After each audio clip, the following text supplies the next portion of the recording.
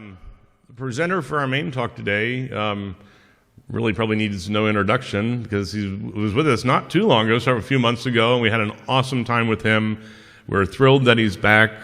I was going to say, being based in California, he traveled the furthest to get to Oasis today, but that is not true because we have someone who traveled from the United Kingdom to be here today. So if she wants to be identified, she can raise her hand, but I don't usually. Oh, there she is back there. Okay, she's not bashful.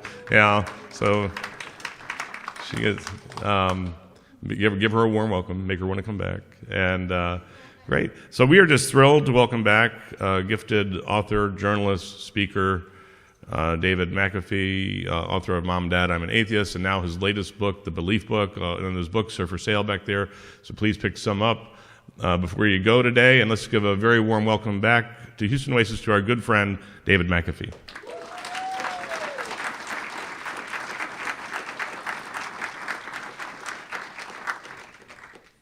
All right. Lower this a little. Can you guys hear me all right? So thank you again very much for having me back. I really appreciate it. This is by far my favorite group, so I'm always happy to come. This will be my second of many trips, I'm sure. Yeah, thank you. This cartoon up here was drawn in honor of my return to Texas. It says, "Don't mess with logic." This cartoon and all the cartoons in my presentation today are by Chuck Harrison, who also helped me. He was my partner on the Belief Book, which I'll also be discussing today. So if any of you want to check out more of his work or support him, he's at iLikeChuckHa.com, so you'll see more of those tunes throughout this, which I think is the best part. I like pictures. Since most of you know me and my backstory, I'll jump right into my sometimes controversial presentation on why we should teach religion to children.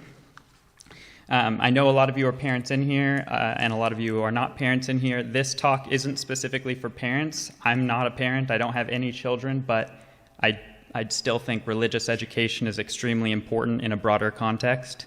I think that teaching kids about religions in general can lead to a better society, and it doesn't have to just be in the home. I think that that type of education can take place formally in schools and also in home, which is why I wrote the Belief Book. So a common misconception when I talk about religious education is that I am referring to indoctrination. Religious people think that I want to teach kids to be atheists, and atheists tend to think that I want to teach kids to be religious, teach them religion in that form. And neither of those are correct. I want to teach religion based on facts. I want to teach the objective facts that occurred. I want to teach the history of religions. I want to teach the sociological aspects behind religion. I want to teach all the aspects that we can verify scholarly, academically, and teach that to kids starting as early as they can understand it. Like it says here, kids are going to hear about religion no matter what, so it's best that they hear it from people who are going to give them unbiased responses as opposed to whatever a holy book tells them or whatever Richard Dawkins tells them. It doesn't matter if you're telling them one source, it's always going to be bad. So in other words, if we don't teach our children about religions from an objective and historical perspective, they'll learn about it on the streets. And this is the notorious Westboro Baptist Church group. I actually took this picture when they were protesting in Los Angeles. So the point is that if you don't understand religions, you don't understand beliefs, you don't understand why people hold these beliefs, then you're more likely to be susceptible to fall into the traps of a dangerous cult or otherwise support a religion that shouldn't be supported. This thesis of teaching religion to children is probably my least popular opinion. It tends to be the idea that I get a lot of pushback on. So I've written out 5 reasons as to why I think it's important to teach religion to children. Number 1, they are curious. So children are naturally filled with wonder. They're curious. It's because almost everything is new to them. When they hear about magical beings and lands that you go to after death, these are things that are inherently interesting. They're something that kids will want to learn more about. So by teaching them about these things, we're filling a gap in their knowledge, just as when we teach about politics or history or English or anything else. It's informing them about something they want to know about. And for me, that's really important. I know that me as a kid, I was very interested in these things, and there were people who didn't want to talk about it. They thought I'd be better off just learning on my own, but for me, that just doesn't work. Learning is never bad.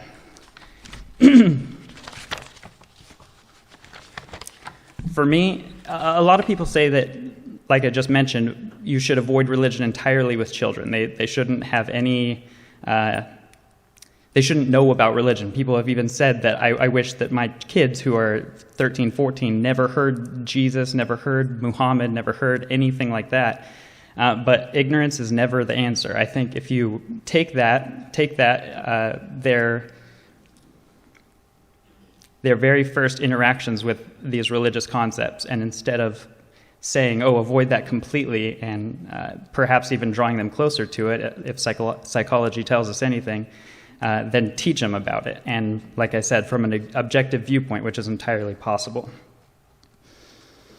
They'll understand the context of religions. They'll understand that they were just primitive ways to explain the unknown for a lot of different cultures, and as someone mentioned earlier before, almost every single culture. And it really helps because they'll be able to take good ideas from a religion. Maybe they really like the idea of turning the other cheek, but they don't have to take the bad ideas. They don't have to take the supernatural aspects. They don't have to take the dogma, and they don't have to take any of the hell or supernatural anything, really.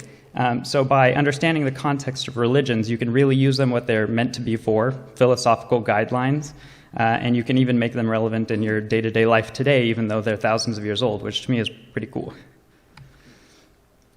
Teaching religion to children works.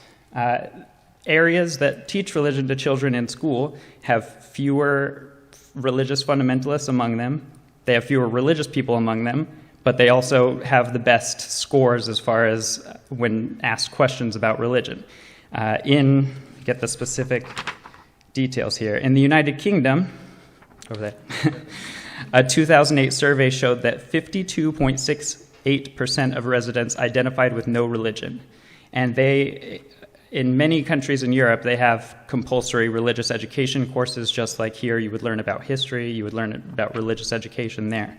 In America, where almost no one formally teaches religion to kids, the most recent survey found 78.4% were specifically Christians, and only 6.3% were secular or unaffiliated with religion.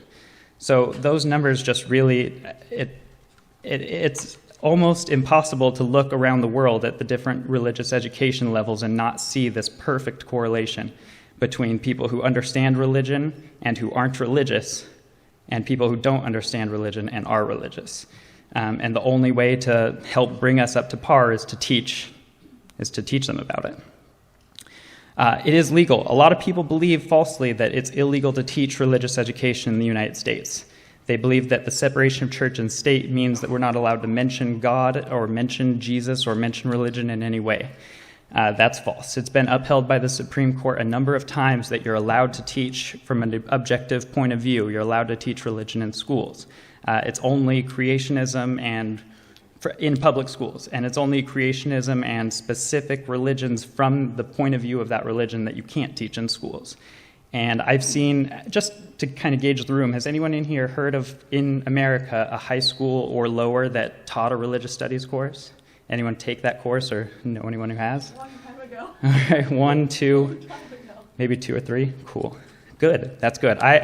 When I went to college, I was majoring in religious studies, so I talked to a lot of kids there, and I kind of tried to see how many of them had that experience. I did not. My school didn't teach any religion, but a few of them did. They're like, yeah, I had a religious studies course, and I was just, why doesn't everyone?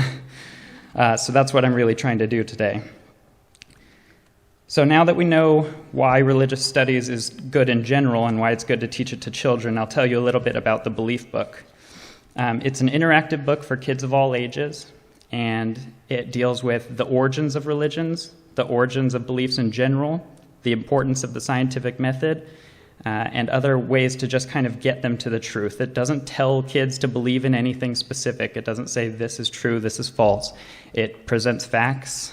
We've tried to be as understandable for kids as we could. So it's really. I've also had adults though. Josh said he learned something from it. So I really like to make it. I really like to make it applicable to a bunch of people, including children and especially children.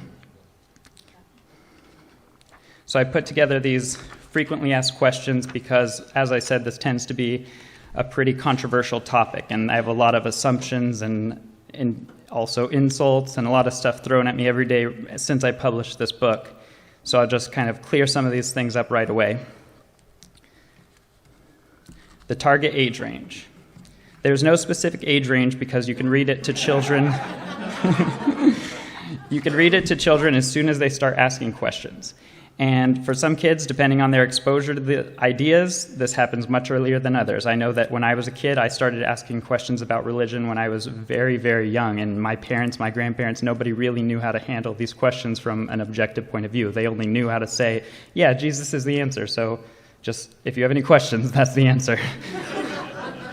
Yeah, but my question was not about even Christianity, so Jesus. So just to, again, gauge the room, let's find out how many of you have heard a child ask a question about God or religion or Jesus or anything like that. All right, so everybody. And anybody have a good example of what you've answered to them? I mean, do you have anything ready to say? Jesus is the answer. All right, so my grandparents were right on, got it. Is this book for indoctrinating kids into atheism? No. This book is not about atheism at all. The word atheist isn't mentioned. It's about beliefs, religions, and science.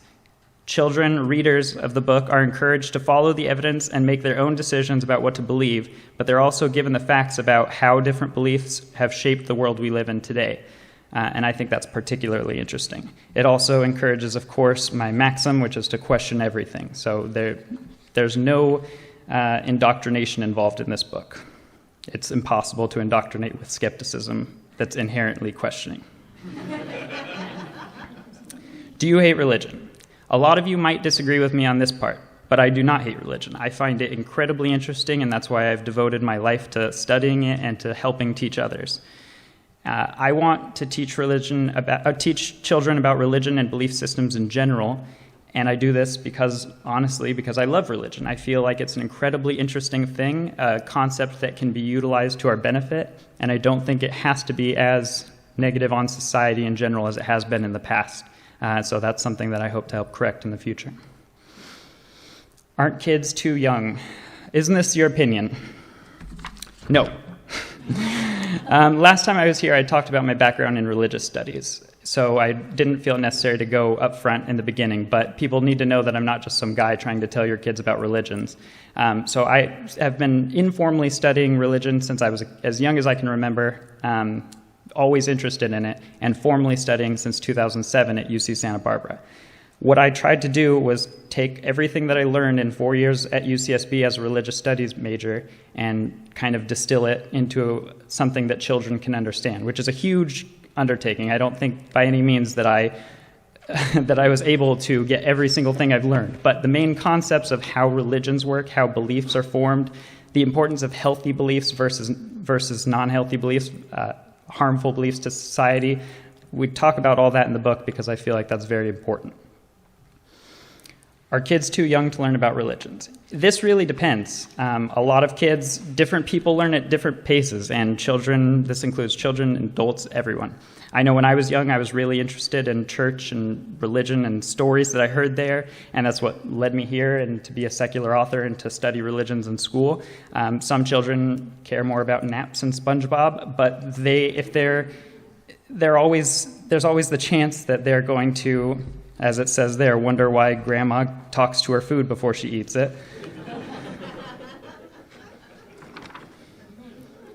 So by responding to those, instead of saying, well, you'll learn later, you say, well, here's what a blessing is, here's what this faith teaches, here's other faiths that have similar concepts.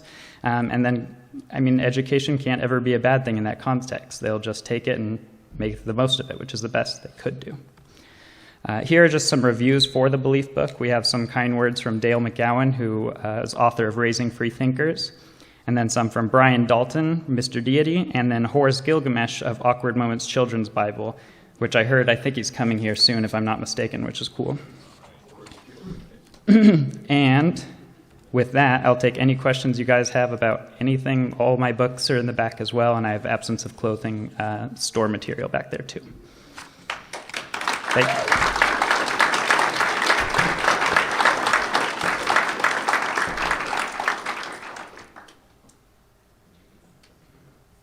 Yes.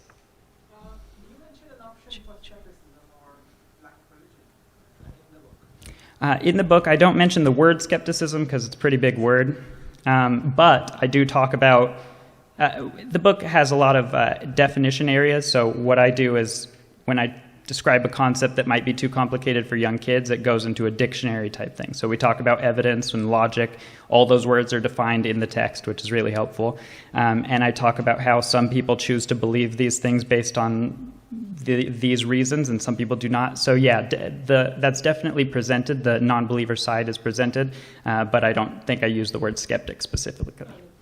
There's an option presented because Definitely. growing up, I had that concept where the idea of atheism was so different that it wasn't even presented as an option. Yeah, that's actually what this book is really trying to get away from, that mentality. This is talking about, here are these beliefs. Some people believe this and some people don't. Here are the rationale for either side. And then some people claim spiritual apprehension as their reasoning. They don't have any reasoning here on earth, so they choose to believe these things based on what they feel. And that's definitely addressed, and there's definitely the non-believer's perspective too. Yes. Hold on. Let's read it for the book too. Oh, thank you.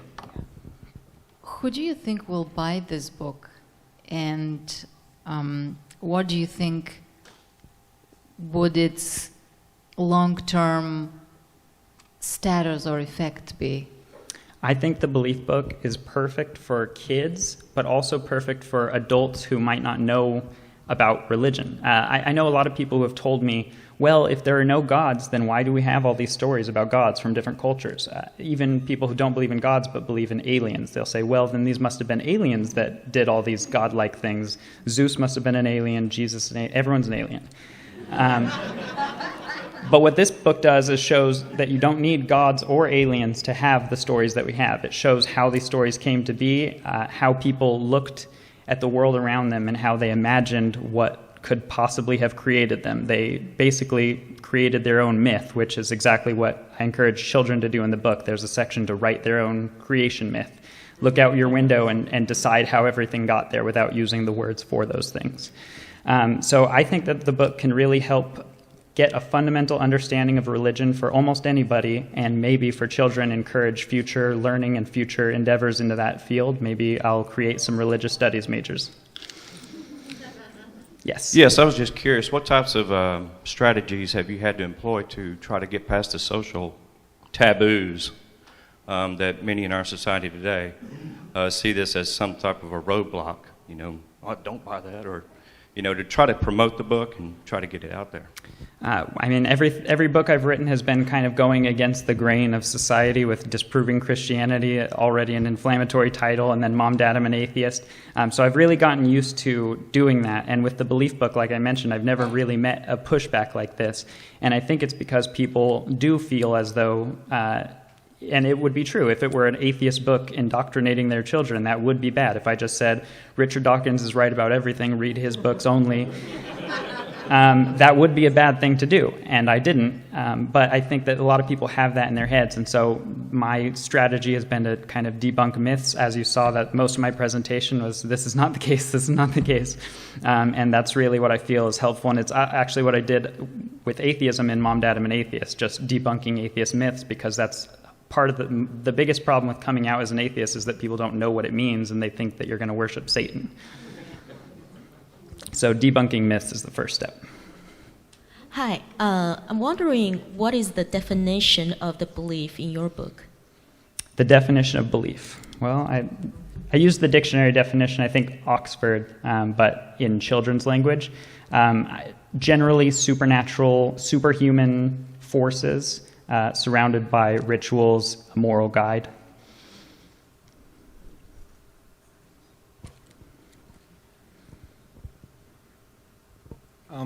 Would this book be appropriate for, say, college-age kids who are from a religious background, are trying to stay good with their parents, but you want to give them an opportunity to learn something more without really pushing them outside their comfort zone? Yes, I've already recommended the Belief book to a lot of people who aren't just children, who are adults, college students. Like I said, if they don't understand the basics of how religion came to be without a divine presence, this book will do that. It tells you step by step exactly what happened. Our ancient ancestors had these things. They had water, they had food, they had the ability to think, and they wanted to know how they got all these things. So what did they do? They didn't have the types of medium that we have today, so they told stories. They said, well, it makes sense that we were created by a creator. I mean, we have all these things that are good for us, so it makes sense. They told that story to their kids told to their kids. Eventually it was codified into scripture. And it's a simple concept, and as I've shown, it can be explained to children, but even college-age students, adults, they still don't get it. So yeah, I definitely think that would be good for them. Way back here. No, not him. I was just wondering how much detail did you go into in the book at how religion is used in any way by nefarious means for control of people? I definitely talk about in the book, negative side effects of religion and how it affects everybody, even people who aren't believers. Religion still affects them every single day. And I would say I go into a fair amount of detail. I went to the most detail that I think a kid could understand at about 8 to 10. And I think that is an important part of the book, though, so I definitely didn't gloss over it. Hi. Hello. I really like the idea of indoctrinating, I don't want to use that word, but in schools, teaching religious courses. I would love to see that in every school. Do you think we'd get a lot of pushback or positive from the religious community? Because they would say, oh yeah, go for it. Yeah, we want religion in schools.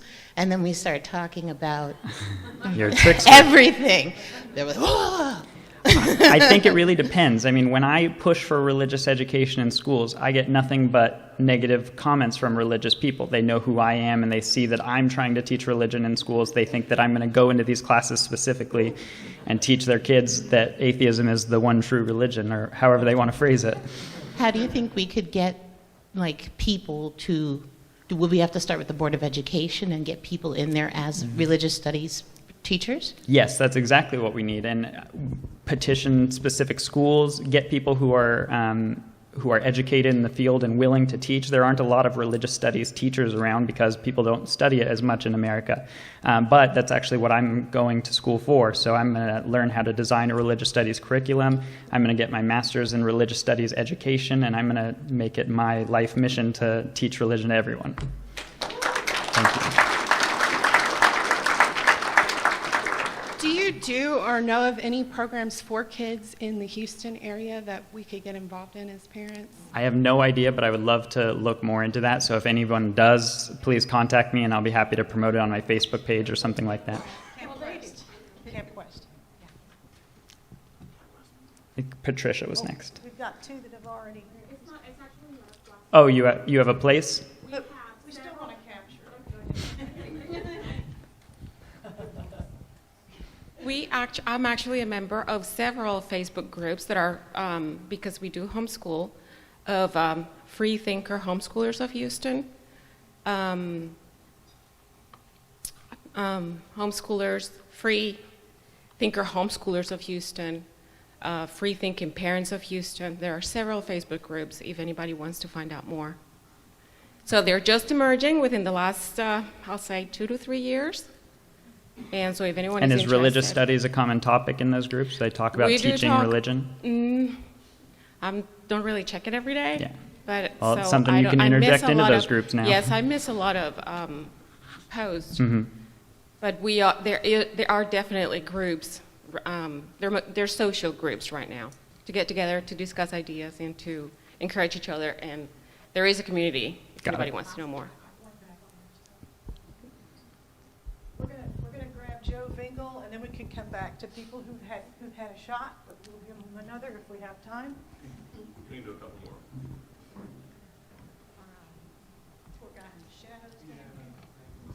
Hi, David. Hello. Do you recommend that you wait until your child, your preschooler, brings these questions up to present this information to them prior, or do you recommend just preparing it as part of what you educate your children about? In most cases, I would say it's something that they would need to ask questions about before I would say that they're ready to understand it. But it really actually does depend, because if it's somebody who is exposed to religion every day, but they just don't ask questions, they might just be taking that all as fact, in which case you should definitely approach the subject with them and discuss it. But it depends on the exposure level. If they've never been exposed to religion before and you just suddenly start teaching them when they're very, very young, they might not understand it completely. But if they already have questions about why they have to go to church on Sunday, or why they don't go to church but other people do, or why someone at school, a really common one is someone at school tell them that they're going to hell or something like that, and they come home to you and ask you that question. And I've had hundreds of people send me messages like that. What do I say to that? Well, if they understood why this person believed that in the first place, they wouldn't have that question. So I would say explain to them what religion is and why this kid probably believes it and why it's probably not his fault. We're going to have just 2 more questions on the microphone to capture for the recording. The remainder of the questions can be posed at the merchandise table, of course. So 2 more. I got them already picked out here, guys. Okay. Some universities, such as Georgetown University, have, which is a Jesuit school, have a compulsory course. I think it's called The Question of God. And all students, whether they are believers or not, have to take it. Now, Georgetown has a lot of students who are not Christian, Muslims or other studies, and they did a survey of students who had taken that specific course or other courses in which they learn about a variety of religions. And the results of the survey pointed to the fact that after taking the course, the students, instead of opening up their mind, actually are starting to hold even stronger to their own religion and just basically learn arguments how to contradict people from other religions so that they could prove their own religion. Mm-hmm. And so my question basically is, how should one change the curriculum of a religious course such as this, which you obviously are hopeful to do?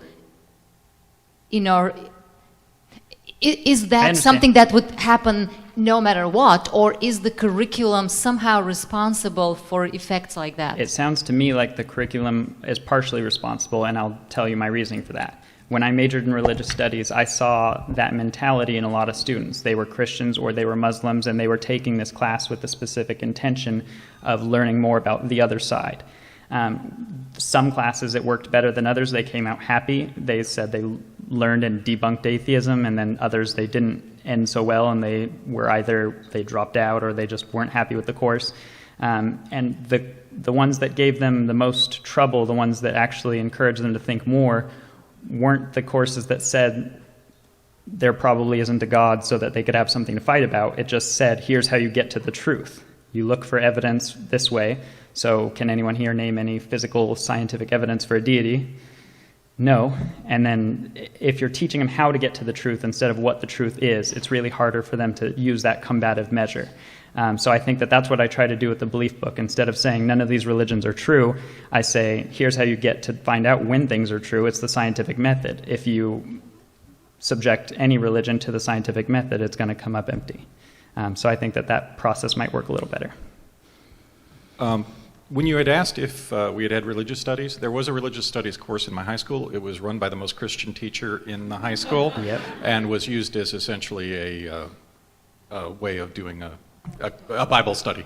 So I'm wondering, is there a way to set up the curricula so that doesn't, I mean, in West Texas and in a lot of Texas, if you're not a Christian, you're not really actually a person. So I'm wondering if there's some way to prevent that from happening in a very parochial area and, just ending up having this, instead of opening people up, just reinforcing the indoctrination. That is really the challenge. That's the biggest problem that I'm going to come across opening up religious studies courses in high schools, is finding qualified teachers who are going to teach it in an objective manner.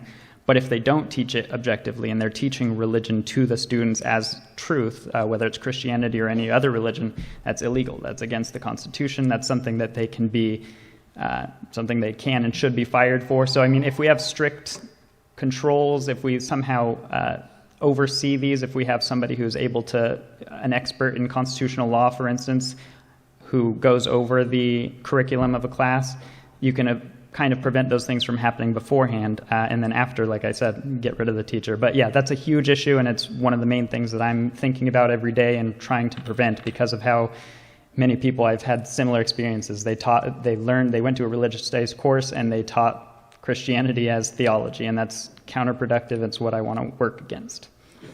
Thank you guys very much. I'll be in the back.